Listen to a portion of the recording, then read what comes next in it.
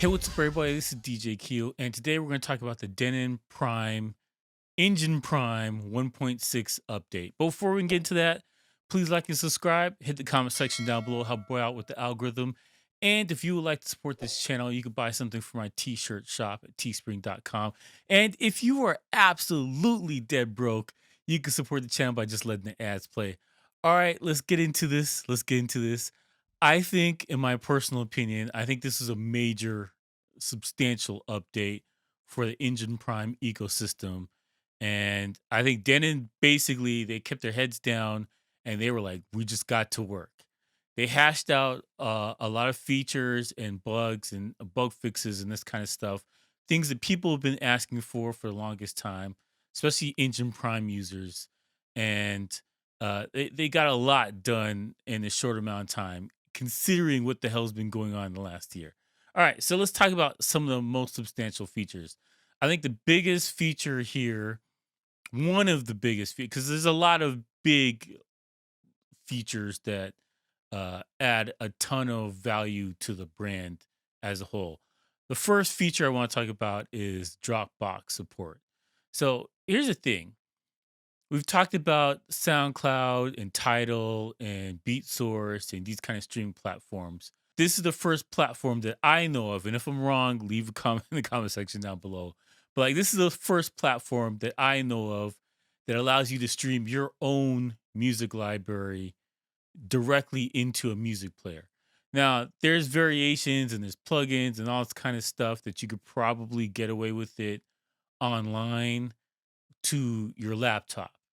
But this is the first time that they bypassed the laptop and allowed you to send music directly to your media player controller. So I think this is a substantial thing here. So if you're like me, I have a huge music library and it's super convenient if you're able to get on the internet and download extra tracks from the cloud. Also notable is that they've added beat source support directly to the media player. We're talking SC5000, SC6000, Prime 4, Prime 2. Everybody gets it. So this is one of those reasons why I say going forward, every controller, CDJ type thing, media player has to have Wi-Fi and Bluetooth going forward. Just period. It has to be included because of features like this that older things cannot do and stuff that's not supported from legacy platforms. Next new feature I think that is very interesting is support for flexible beat grids. So now that we're all in the 100% beat grid phase, everybody's using beat grids and all the DJ software.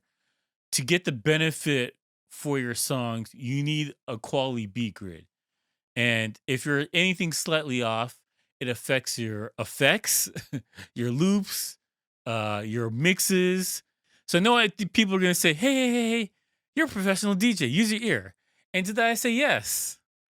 But these are features that enhance your overall performance. So I don't knock people who have immaculate beat grids and use them to DJ. I think that's silly. We DJs are so uh petty, self-righteous. I could go on and on and on. Listen, if you're a DJ and you're staring at your laptop, matching up your waveforms, what's the difference of making sure your beat grids are on point? I don't see a difference in that. So I digress. Having flexible beat grids, it affects older music. So your funk, your disco, classic rock, all this kind of stuff. These things weren't on beat 100% of the time. And a lot of them swayed and they could vary BPM from like 5 BPM to 10 BPMs at the end of the song. Like it could vary wildly. So this kind of feature I embrace this kind of stuff. This stuff is helpful for your life. Why complain about it? If you don't care about flexible beat grids, just don't use them. Nobody cares. Like, honestly, nobody cares. All right. Next thing in the update is support for Big Sur and Apple OS. It's not X. Is it still OS X? I think so. I don't technically call it OS X, but it's in the same framework. Anyways, support for Big Sur. Other notable thing from this update is the support for legacy players like your 5000 and the 5000M, ST5000, ST5000M. Uh, I don't want to call out other players, but usually last generation doesn't get all these updates, and they just did it across the board. So I appreciate Denon and music for doing this. Uh, you got to support legacy stuff, especially in this small market share. You need all the help you can get. You don't want people throwing away gear and stuff like that. The more the merrier. So I think this is a plus. Other thing that's interesting is that you can import your static and dynamic beat grids from Serato and Rekordbox into Engine Prime, and you're not going to lose your cue points and your waveforms. So that's that. You know what? That's a plus to get people on board with Engine Prime. The last video I made about Denon gear, I made, in my opinion, I want to make this clear. My opinion, what I think Denon needs to do to expand their market share and move forward into the horse race, if you will, between Serato and Rekordbox. So as it stands right now, Serato and Rekordbox are neck and neck.